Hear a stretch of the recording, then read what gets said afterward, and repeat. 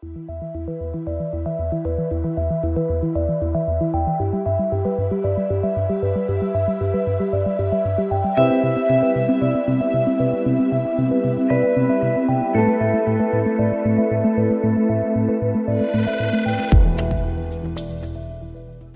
gen neurosurgery වලින් අපි මේ දිනවල කතා කරන්නේ මේ නව යෝන් වියේ ඇති වෙන පැතිකුදේ ගැන. අපි පහුගිය වැඩසටහන් වලින් පැතිකුදේ කියන්නේ මොකක්ද? ඒක හඳුනා ගන්න කරන පරීක්ෂණ කොහොමද? අපි කොයි අවස්ථාවේද ප්‍රතිකාර කරන්න කියලා සාකච්ඡා කරා.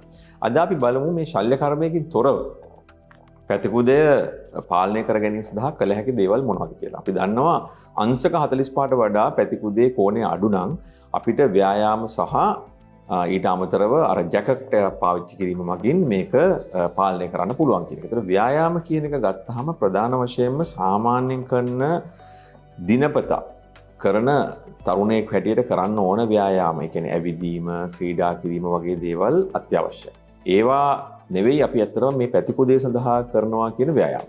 පැතිකුදේ සඳහා වෙනම බෞද්ධ චිකිත්සකයන් හරහා කොඳු වැඩපිළිවෙලේ දෙපස මාංශ පේශි ශක්තිමත් කරලා ඒ ඇදය සකස් කිරීම සඳහා සකස් කරන ලද ව්‍යායාම පද්ධතියක් තියෙනවා. ඒතර මේ පද්ධතිය ක්‍රියාත්මක කිරීමේදී බොහෝ වෙලාවට අර කැම්ප් එකක් වගේ මාස දෙකක විතර කාලයක් එම ස්ථානයේ රැඳීලා ඒ ව්‍යායාම කරන ක්‍රමවේදයක් තියෙනවා. ඊට අමතරව දිනපතා ආවිල්ලා ඒ ව්‍යායාම කරන ක්‍රමයක් තියෙනවා. නමුත් මෙතනදී තියෙන ප්‍රශ්නේ තමයි සාමාන්‍ය ප්‍රායෝගිකව පාසලේ වැඩ කරන ගමන් මෙවැනි දෙයක් කොයි විදිහටද කරන්න කියන එක. ඒතකොට මේක තමන්ගේ පරිසරයට තමන්ගේ වැඩවලට ගැළපෙන පරිදි සකස් කරගෙන ඒ අනුව තමයි මේ ව්‍යායාම පන්තිය කොහොමද කරන්න කියලා තේරුම් ගන්නට ඕන. ඊට අමතරව ගෙදරදී මේ ව්‍යායාම ඉගෙනගෙන නිතිපතා මේ ව්‍යායාම කිරීමත් වැදගත් වෙනවා. ඒතර මේ ව්‍යායාම කරනකොට අතරින් අතර ඒ කියන්නේ මාස 6කට හෝ අවුරුද්දකට සැරයක් පැතිකුදේ කොයි ආකාරයටද තියෙන්නේ කියන එක පිළිබඳ නැවත වරක් පරීක්ෂා කරන්න ඕනේ. ඊට අමතරව ජැකට් එකක් පාවිච්චි කරනකොට අපි බොහෝ වෙලාවට කියනවා උදේ සිට රාත්‍රී 10 12 පමණ වෙනකල් මේ ජැකට් එක පාවිච්චි කරන්න ඕනේ කියලා. එයාට ජැකට් එක ගලවන්න පුළුවන් නාන වෙලාවට, එහෙම නැත්නම් ව්‍යායාම කරන වෙලාවට මේක අයින් කරන්න පුළුවන්. එහෙම නැතුව පැයක් දෙකක් ජැකට් එක දාගෙන ඉන්නකොට හිටියට මේකෙන් ප්‍රයෝජනයක් වෙන්නේ නැහැ.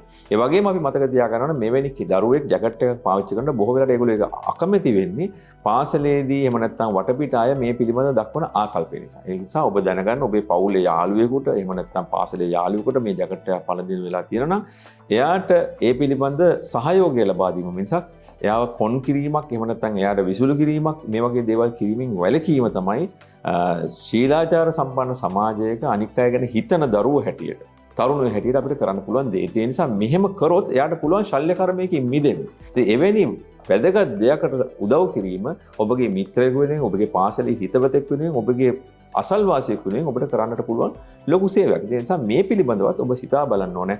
එහෙම කරොත් අපිට ශල්‍ය කර්මයකින් මෙහා මේ පැතිකුදේ කියන රෝග තත්ත්වය පාලනය කරගැනීමේ හැකියාවක් ලැබෙනවා.